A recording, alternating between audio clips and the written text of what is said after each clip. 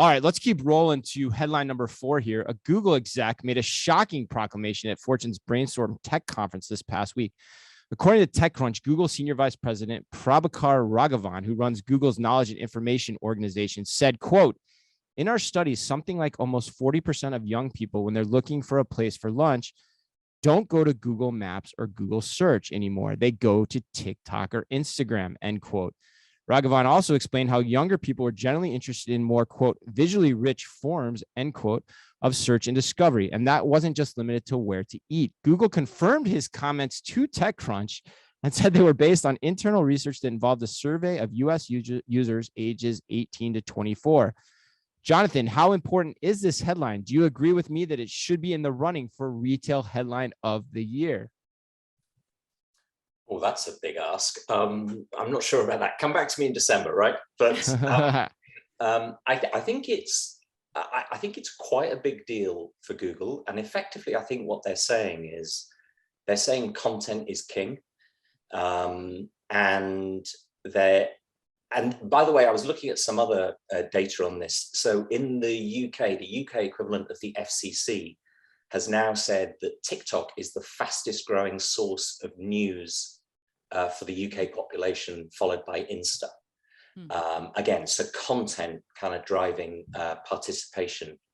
And so I kind of get it. And I think if I was my sort of late teen daughter, I would never consider kind of Google Maps for finding a restaurant. I mean, if I said Yelp to her, she'd be like, what the heck are you talking about? Her view of finding a restaurant review is I'll kind of go and find out what Doja Cat's saying about Noah Schnapp, and then I'll find a restaurant review on the back of it. You know, the content drives everything for her. And the other thing I think that's interesting is I don't think it's just notional. So we see other evidence of it.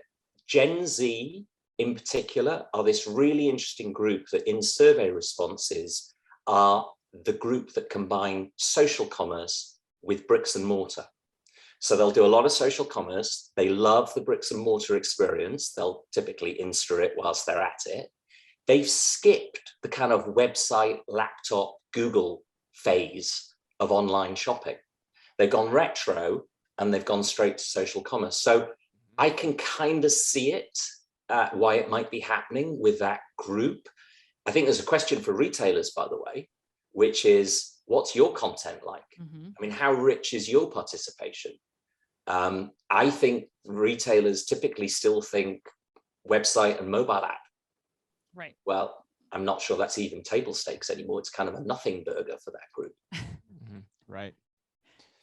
And what do you think? Well, I read this and was honestly not surprised. I mean, I think that when you think, especially when they bring up like restaurants, I think that's a big component of this, but especially like Jonathan's saying with the smaller retailers. I mean, we were just in Paris unexpectedly. And one of the ways that I was using, and I'm not even millennial and Gen Z, no, you're like not. I was looking at a restaurant review and then looking at the Instagram photos of that restaurant to really get a sense of, I mean, like Jonathan's saying, I think this generation gets a sense of authenticity, of actual experience based on what they're seeing from the brand on TikTok and Instagram. And the same will be true for shopping.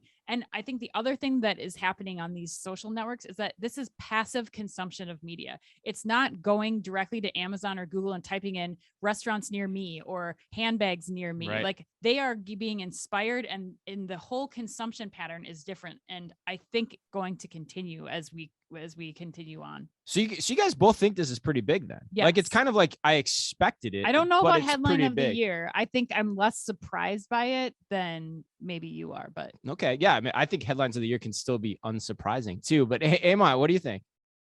I'll tell you what, I am surprised, but I'm surprised by the boldness of the statement. I mean, me too. I can't believe an executive to come out and talk, and then the company to back it up. Right. To say, the very fundamental premise of the model that we were built in is becoming less relevant. How brave is that? I mean, that is super cool that they talked about it openly.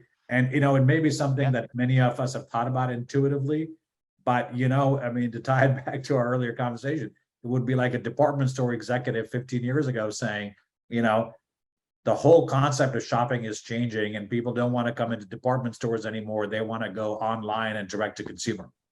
Like I'm floored that they came out and said this openly. And while 100% true, and that's definitely where consumption is going, I was still very impressed by the headline.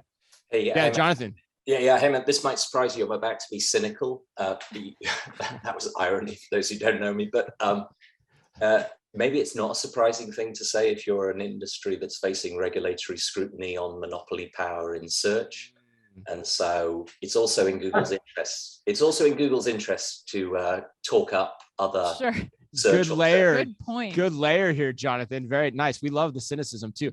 What do you think? You're saying headline of the year, Chris. Yeah, and by the way, for the record, because I know I've dropped, you give me crap for dropping that a lot, but I went back and recorded my headlines of the year. So far, there's 8, and we're in the 7th month of the year. So I feel like I'm on a good pace for creating a list for legitimate headlines of the year. But no, I think it's huge, and I think you guys hit on the points already, because it shows you the disruption that's going to take by way of social commerce. I started talking about this on stage as much as 4 years ago, right. And credit to Carter Jensen, who used to be on the show, for pointing this out to me, this horizontal line of social commerce idea that he had. You've just got more and more eyeballs on social media every day, and those platforms are going to become the natural outlays as a result of that for search and for commerce, and so ultimately, I think if this is true, maybe, if you take the glass half full approach, maybe, and against Jonathan's glass half empty approach, it's going to become at some point terribly disruptive for both Amazon and Google, particularly because they're the ones who have the lion's share of that engagement right now from traditional search, the way people traditionally search for things. So my other prediction, though, is that if this trend continues, I think you can expect to see Snap gobbled up by one of those two players. I think it's just going to be a natural outgrowth of what's going to happen, because they're the ones that are just kind of sitting there on the sidelines.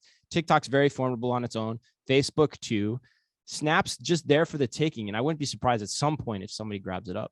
Can I just say one other thing, which is if you're Google, what's interesting is that you're sitting there with YouTube and it's just not doing it for you, right? It's, we think of these as being digital media, but they're not. They're consumed in such different ways. That's a great point. Yes, 100%. I love that.